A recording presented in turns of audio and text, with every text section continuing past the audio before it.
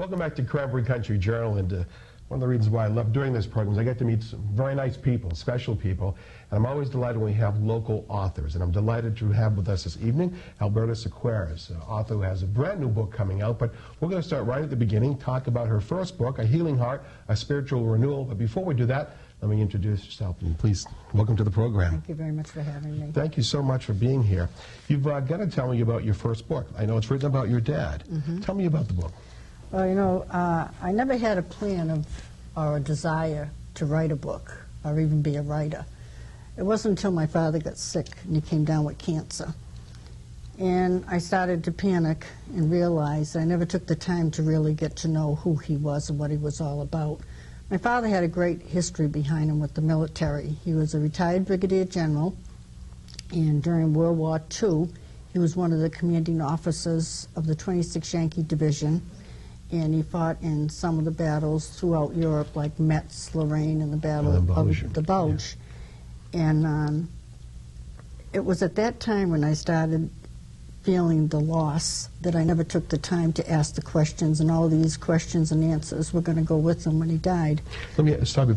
Did he talk about it while you were growing up too? No, he only talked to his buddies in the service. He would never really discuss the war. And how about if you would ask him about it? He would just wouldn't? No. And you know, to be honest, at the time, I didn't even ask those questions because I was young, and I just looked at my father. That he was always in the military, and that was just like someone going to any ordinary job. I just took it for granted. It's funny how we all take everybody for granted till the time comes and you know you're losing them. And that's what happened with the book. I thought, well, I'll write a book, and I wanted to leave it for my children, my grandchildren, future generations. I didn't want him to feel like he lived and his life just disappeared. Yeah. So that's why I started the book. But then my problem was, how was I going to find out about his military life? He was 80 years old, and by then a lot of his buddies had passed away.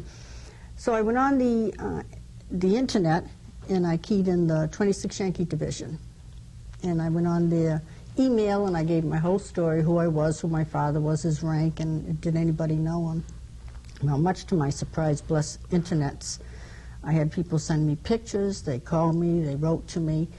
So I took that information, which wasn't much, but I put it aside, and I started the book out with, the beginning is talking about miracles, and I try to take the reader on a very deep emotional journey of my feelings and experiences losing my father and going through, I would say, a lot of spiritual changes, because I had left the church for years. And what I did is I started to have a change when he was dying. I think I had to really look at, this is the time to really look right at life and death. It was staring you in the face. Yeah, it's funny how we push it aside until you see a loved one in front of you dying, and that's what happened to me. And I mentioned in your introduction at the beginning of the program too, Alberta, that you went on a spiritual journey. Can you talk about that for a moment? Heading over to Bosnia. Well, what happened is, years before that, my brother came to my parents' home in South Denison, my twin brother, Albert, and he came in with this video, and he says, oh, everybody has to watch this. So we got through having our cookout, and we all sat in the living room, and it was a video about 6 children, and they were children at the time, back in 1981, and to this day they are still having apparitions with the Blessed Mother. And I heard Medjugorje. I never heard of that before in Bosnia. I thought, wow, imagine going there, because I always couldn't fathom what it was like to be in the presence of somebody talking to the Blessed Mother. So to make the story short, my father wanted to go when he was sick, hoping for a miracle, but he was too ill to go. So I got the courage. At first I thought my husband would go with me and he wouldn't go, and now I'm trying to think I'm going to go out of the country by myself. But anyway, I end up, I take this journey for 10 days, and I thought I was going looking for answers, but when I was there I realized I was looking for peace, and I really, really felt the unconditional love that God has for all of us. So I came back from that trip, and I had a change. I went back to the church, and so did my husband. And that's when I decided I would add that story to my book.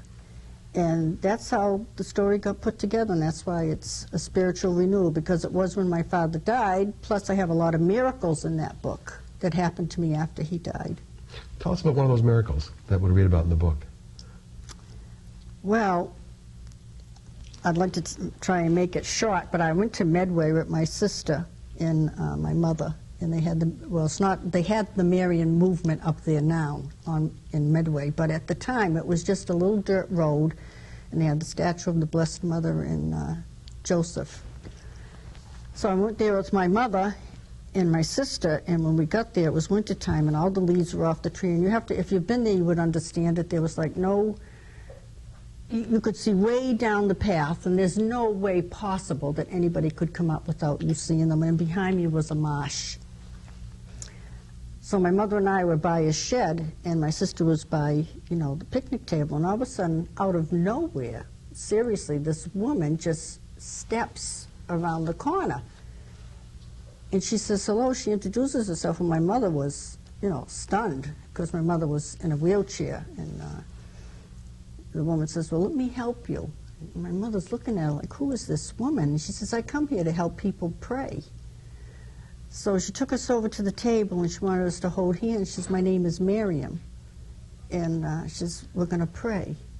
So we prayed, and I closed my eyes. I got so emotional, I actually forgot where I was. Mm-hmm. I can't, to this day, explain the feeling that came over me, and I was just saying prayer after prayer with her.